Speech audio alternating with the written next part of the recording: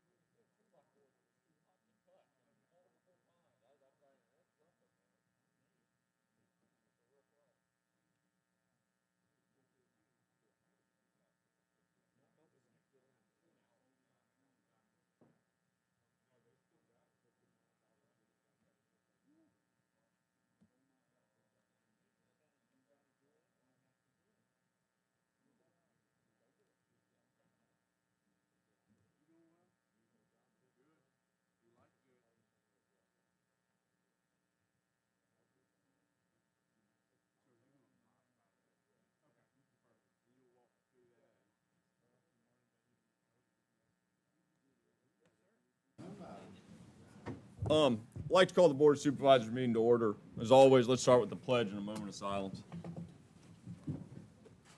I pledge allegiance to the flag of the United States of America, to the republic for which it stands, one nation, under God, indivisible, with liberty and justice for all.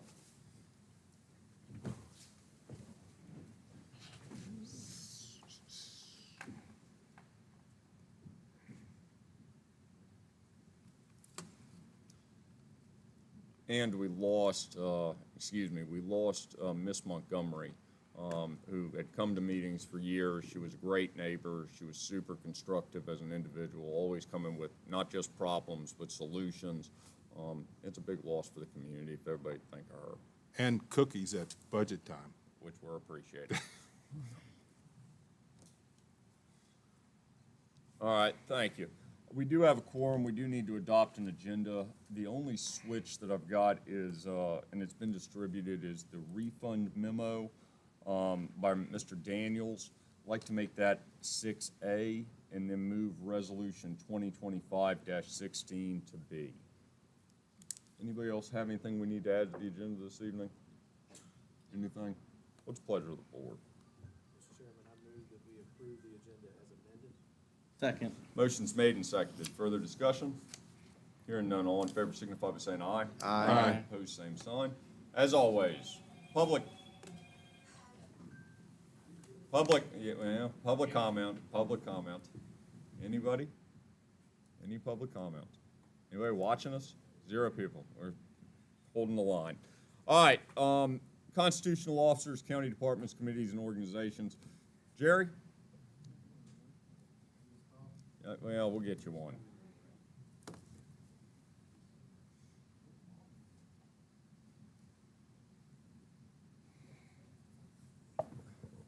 Thank y'all.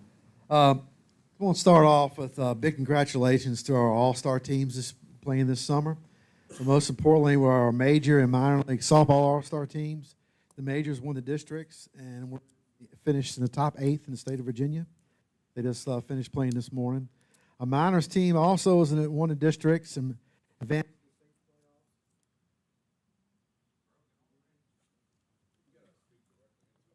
I am, okay. Team also won the districts and advanced to state playoffs by reeling off 5 straight victories by beating teams from Loudoun, Hanover, Prince William, and Richmond County. Madison lost this morning in the state championship to McLean. This is the first time Madison Little League softball team has made it to the state finals, something our county can be proud of. And considering Madison went up against a much larger opponents, I know McLean probably has more kids in their entire program we have, in one age group that we have in our entire program. So it was a really great accomplishment for those kids and the coaches, and I really want to thank them for that. As far as Parks and Rec, we have the July 11th is Indiana Jones free movie night, and then we have another movie night on July 25th. July 26th, Music in the Park with Gone Country, and July 27th, we're having the Hoover Ridge birthday celebration at 1 o'clock, and sign-ups for fall sports are ongoing as well. Any questions? Anybody have anything for Jerry? Jerry, thank you. Hello, Annette. Hey, how are you? So not a lot for June. June the 7th, we held an adoption event at Ball Top. Our numbers for June were 12 strays, 11 owner surrenders, 13 transferred in, 5 reclaims, 28 adoptions, 9 transferred to rescue. At the moment, we have 5 dogs, 5 cats in-house. I have 3 cats in the Charlottesville PetSmart and 1 cat in its adopted home waiting for surgery. However, I do have some exciting news. So for the 3rd year in a row, the shelter has reached its no-kill status. So we did receive another plaque for doing that again. So I'm really happy and excited about that. Congratulations. Thank you. Anybody have any questions for Annette? Absolutely. Yes, ma'am. Ashley. Howdy.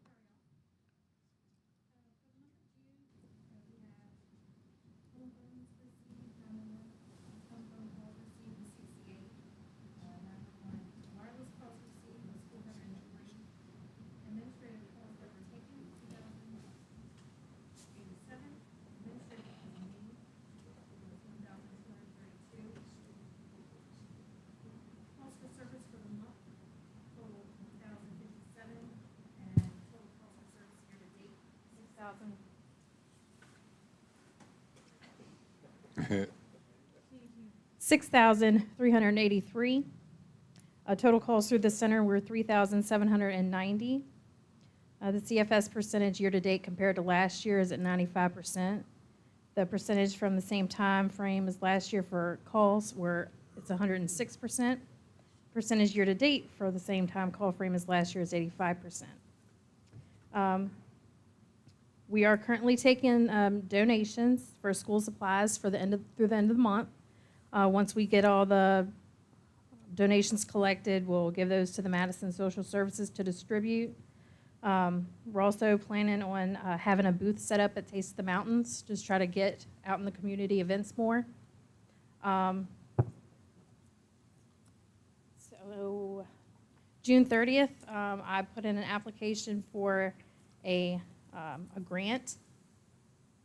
It is an additional Next Gen 911 funding grant up to $150,000. So they are supposed to meet on July 17th to make the decisions about those. So we'll wait to hear from that.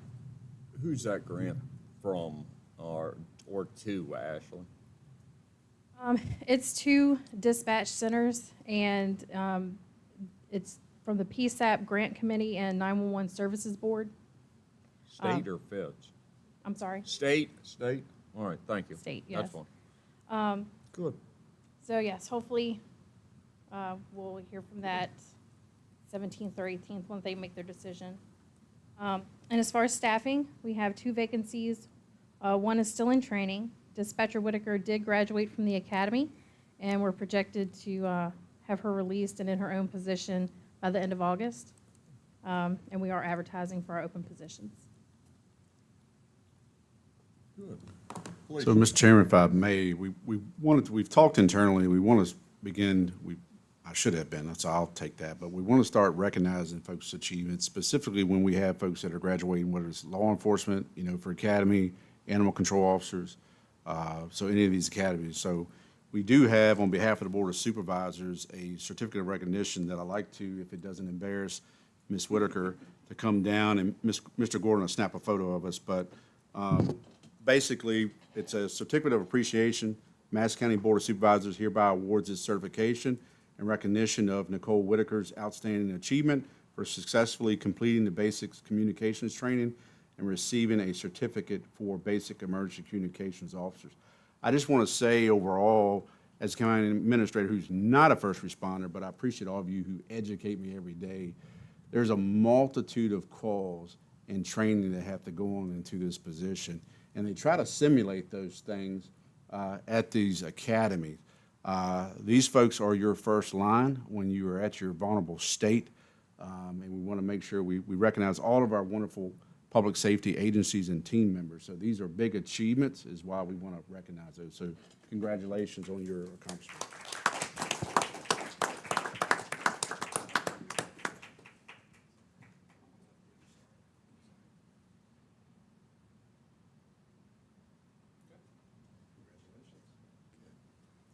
Congratulations. Thank you all. Any questions? Anybody have anything? right. Very good. All right, Brian, you're going to have to mosey on up here. Please. Good afternoon.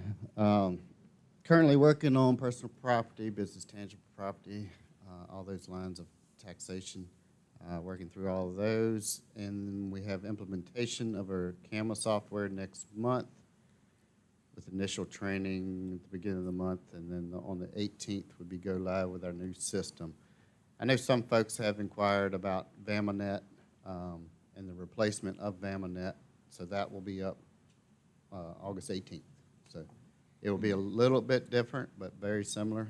If you go out to Orange County, they use this software, so if you want to preview it or get used to it, welcome to do that. Any questions for Brian?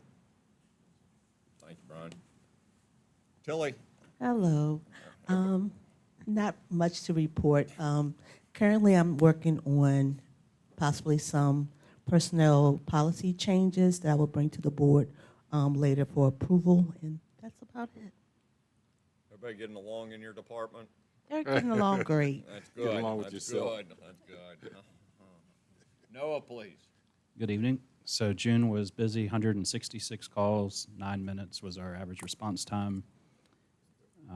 Answered a call to Green and a call to Culpeper. Our no units available was 11 times for an average of 8 hours, 6 minutes, 48 seconds. To my knowledge, no mutual aid request was needed to Madison. We do have 2 full-time vacancies. I did conduct interviews and have 2 recommendations for Mr. Weekly to be able to fill those 2. Those are literally hot off the press, so if you haven't seen them. But hopefully we can get those filled this week or next week for that. And again, as a reminder, it usually takes between 4 to 6 months from the time of hire to get people operationally clear. I'd like to recognize EMT Preston. On June 20th, he conducted a training at Camp Varsity for staff and visitors for first aid and CPR. I also have good news that Dr. Brendan Burns has been selected as our next EMS physician. The board's probably, it's like, what is an EMS physician? You're used to operational medical director. So now that's changed. So when I say EMS physician, that is the OMD for the agency. That's a recent change there. And then Cliff Notes, the local EMS councils are being redistricted from 11 to 7. This is stemmed from the OEMS things that y'all are aware about. So I just gave you a brief update and a timeline for that. And I'm happy to answer any questions. Where's your new EMS physician out of? UVA. All right. With the council, same gentleman that was representing us previously? Resign. Yeah, there you go. All right. Pepe. Was He's it gone. Pepe? Yeah. So right now that position has not been filled purposely due to the restructuring. So the Rappahannock EMS Council is going to absolve basically TGEMS, and they're trying to work that all out currently. when, all right, that's fine. Other questions for Noah? Mr. Barry, please. Thank you, Noah. Good afternoon, everyone. So, quick and short, we have been having a lot of thunder. Oh, you need it? You can't hear me? No, we can now. All right, let me start over then. We have been having quite a few thunderstorms here recently. They have damaged a number of UPS machines that we have in place. Over at the animal shelter, we did sustain some camera damage, so we are getting that sent off. It will be repaired under warranty. In the near future, I will be managing and implementing Tyler Coach. It is essentially an onboarding system for county employees to learn their specific facets of Tyler. So the building permit people will receive a course for building permit stuff. Finance will do their accounts management, all that. The back end for Tyler resident access has been completed. That is, Jennifer, you can correct me if I'm wrong on this. It's essentially a payment portal for the public to pay stuff online for county services. We worked with the Tyler Tech to get that all done. We're still working on an implementation plan for it to come online, but the back end is all done. We have received the servers for our replacement of our current infrastructure. We are working with Magna 5 and Eastern to devise an implementation plan so that we put those in place with minimal disturbance to county services. And we will be looking to implement our endpoint attrition plan very, very near today. I am looking at possible measures for cost saving on that and some cooperative agreements that may help us get discounted rates for that. That is all I have. Any questions? Anybody have anything for Alan? Good, thank you, Alan. All right, Jamie Wilkes.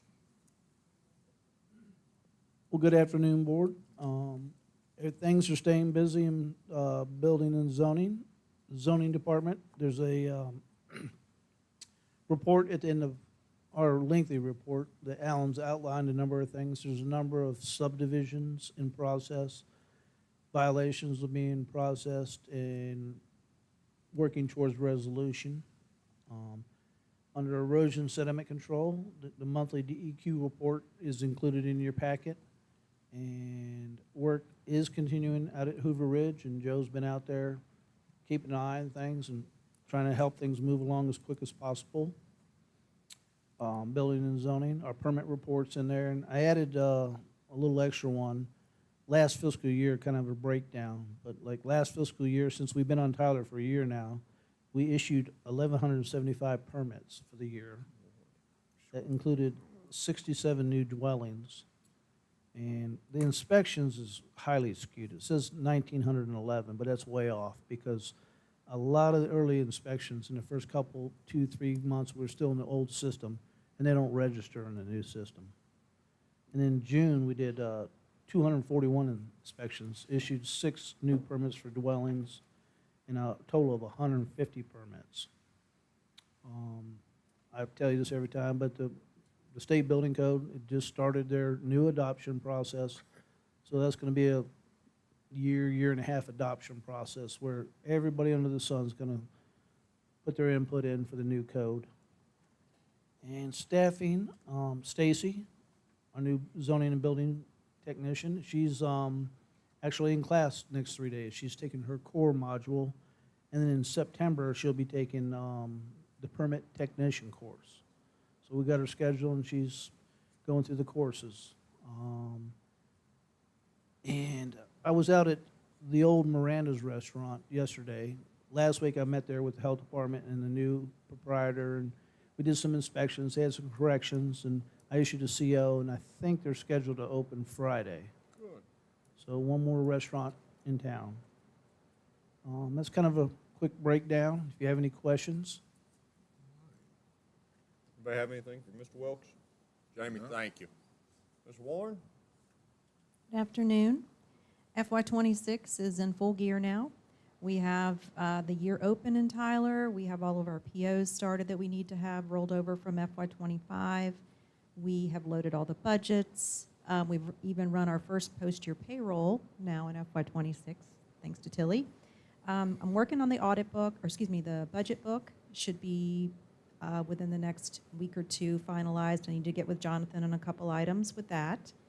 The FY25 year-end closeout is in process. Obviously, we will be receiving invoices for a few more weeks for FY '25, but we're going through and reconciling everything. The finance dashboard online is updated through May. It will be updated through June, probably by the 20th of July. It just takes a little longer to close the final month. But everything looks good on the financial side, revenue and expenditures. And the FY '25 audit is scheduled already. It seems like a long time away, but it's not. November 17th will be when David Foley and his team are here for the audit for FY '25. We also have the FY '24 cost allocation plan being done right now by David Foley's group. That is a requirement that we have done every year. And as on the Tyler side, as Alan mentioned, we've got the resident access going. We also have advanced scheduling still in the works with the public safety teams, EMS, and E911 Center is going to be hopefully using it as well. So that implementation is going as well. And that's all I have, unless you have questions. Anybody have anything for Ms. Warren? Ms. Warren, thank you. Tracy? Hello. I would like to thank Jamie for making the email introduction to Alex with Los Brothers. He's actually doing a ribbon cutting on Friday at 10 a.m. Everybody is welcome to come. He's planning on having appetizers and all kinds of things. He does not have his town business license yet, but I'm sure that's not a problem. Cheryl's out today, so I'm sure she'll get it tomorrow. But it sounds really good. American cuisine with a Latin flair, so something a little different. The Success in 60 was held at Prince Michelle, and both Jared Ross and Jason Ford from CareerWorks did a great job. It was a very worthwhile discussion for everybody there, and retaining employees and how to obtain employees as well. I attached the first newsletter for Go Virginia, the implementation grant. It's only being sent to wineries, but just wanted to see how much work is going into that. And hopefully they'll participate because it's a benchmark of where we start compared to where we end. A lot of them are down 25 to 30% as far as in person, and a lot of people don't want to admit that, but we're trying to build everybody up. So we have another creator visit coming the end of the month towards the east side of the county, working on that. And then for the implementation grant, we've got shot locations being done, so they're going to get more content for us as well with videos and pictures. I attended our 4th session, which was supposed to be our last session for the Tourism Leadership Institute. This one was really focused a lot on economics and finance along with research. So it reminded me of something while we were there, and I forgot which county it was because I thought I was going to remember. But we did talk about in the Planning Commission a couple years ago about making the entire county a tourism zone because you really don't have to do anything, whereas a district is kind of leveled towards the lodging and you actually charge extra taxes. But a zone you don't have to. And then when I realized how many Airbnbs and things we have now, considering the tot.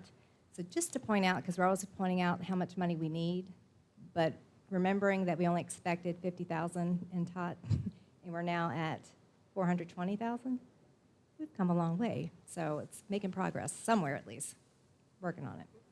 And then Taste the Mountains and the parade, both in full effect.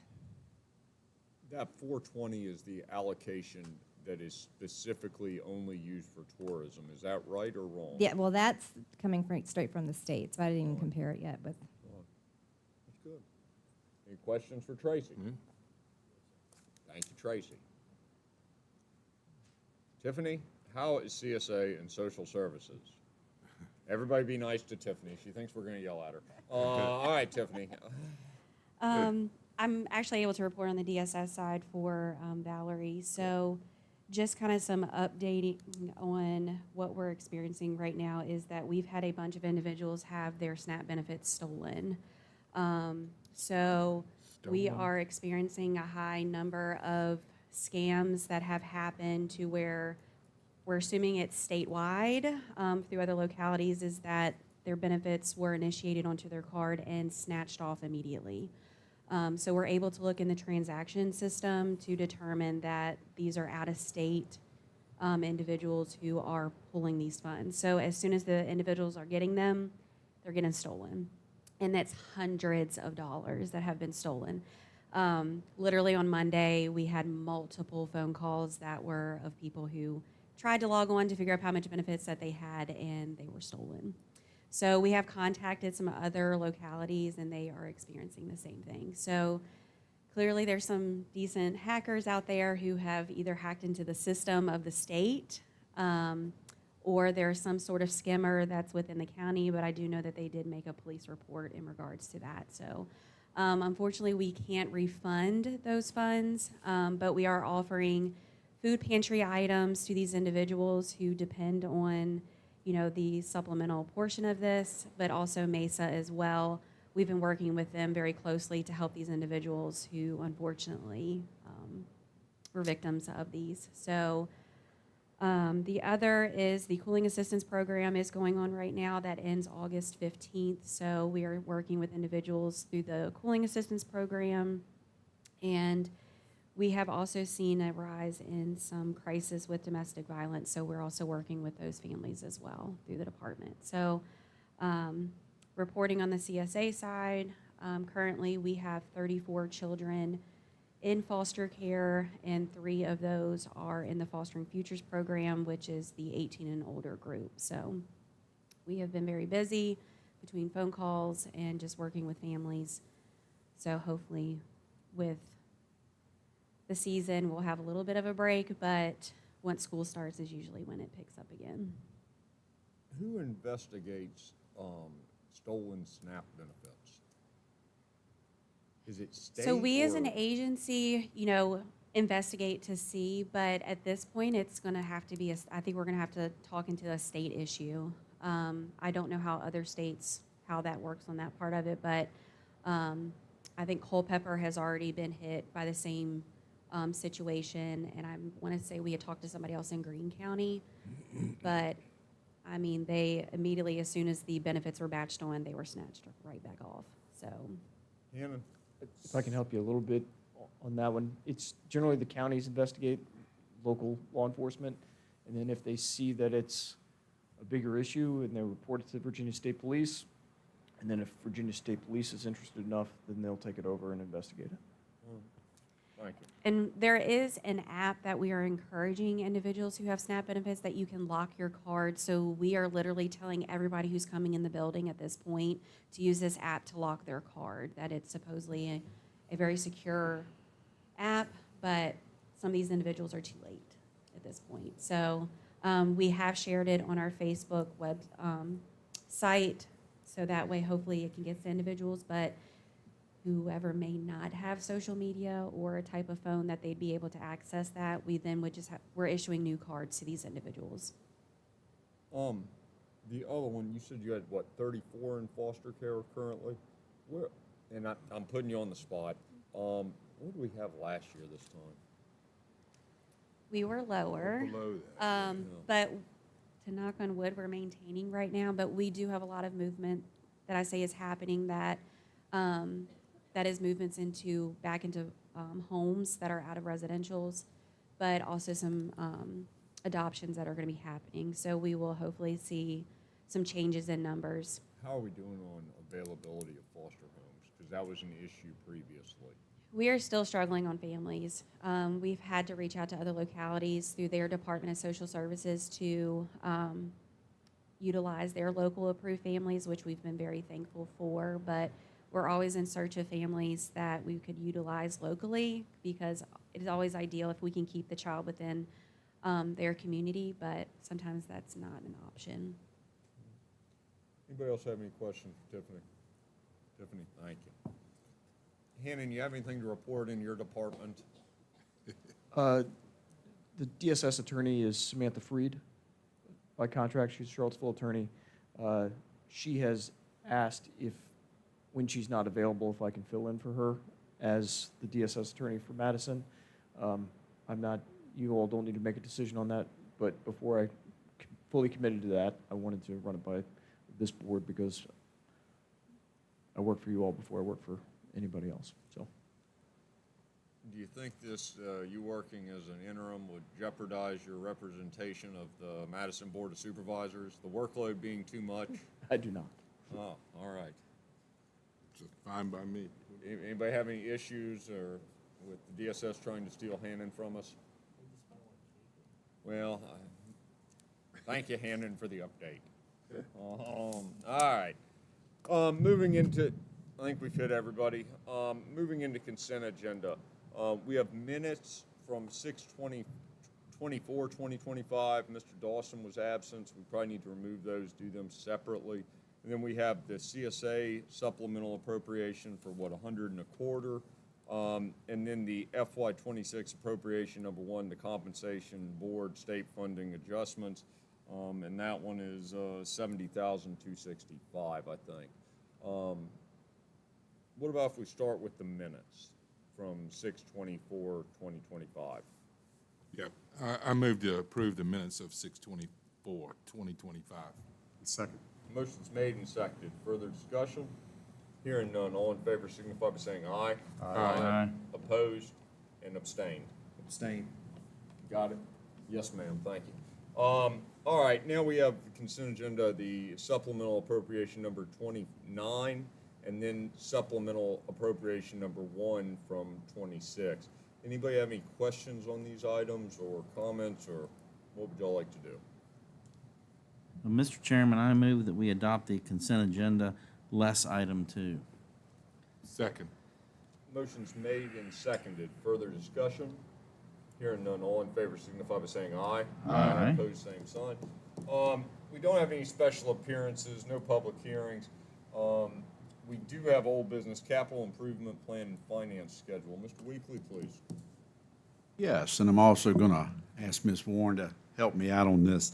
You may recall at our last meeting, there was a draft financing schedule presented, as you have up on the screen. This has been slightly revised. Part of that discussion, too, was the list of capital projects. The Board of Supervisors discussed and agreed that both chairman and vice chairman of the Board of Supervisors would meet with Jennifer and myself to go over that list. What we discovered, there's a few things that we need to go out and get more information on. I think one of the projects was some pointing up brick, I think at Waverly Owl, one of the schools. So we're going to bring in someone to kind of revisit that, make sure numbers are good, bring that information back to the board. We do have a meeting set up at this Friday about ambulances. That was another follow-up item, just to get some additional information. All in all, the goal is for us to have that project list as a final draft of review and commitment by the Board of Supervisors. And then that would really dictate the amount that you wish, if you so choose, to borrow. The financing schedule, if you bring that back up, please, Kim. I believe that reflects, as I mentioned, July 22nd coming back. Ms. Warren, would you like to give us some update?